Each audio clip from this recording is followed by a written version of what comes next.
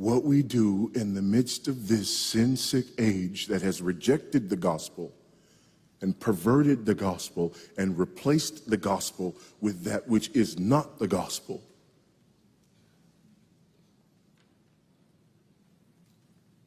Is that we call out that wickedness. We call it by name.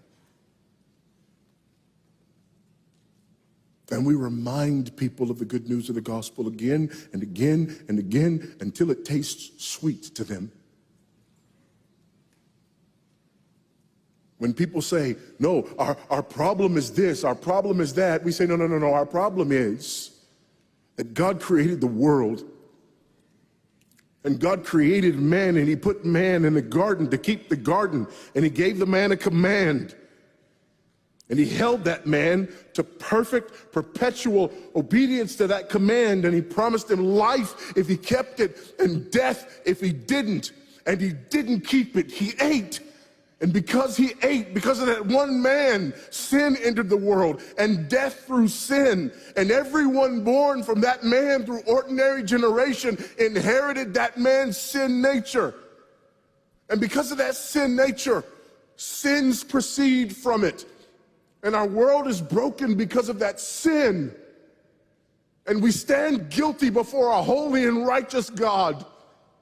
And we know that he's holy, and we know that he's righteous, and we crave justice.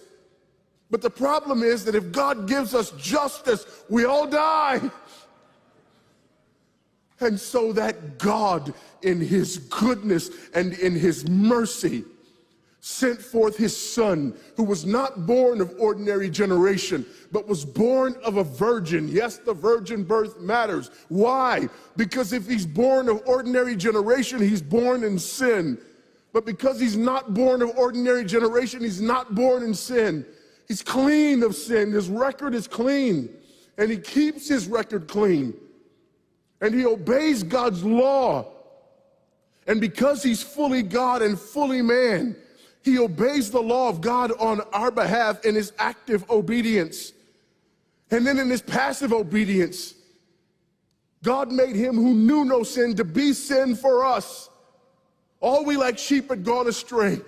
Each of us had turned to his own way, but God laid upon him the iniquity of us all.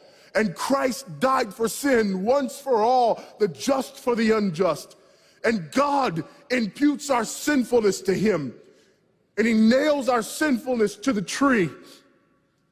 And Christ dies and raises again on the third day for our justification.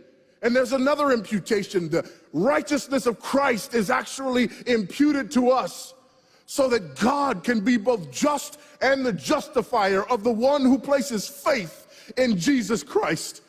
So that all those who come to Christ may enter in. So that all those who place faith in Christ might be saved, but not only saved, but sanctified.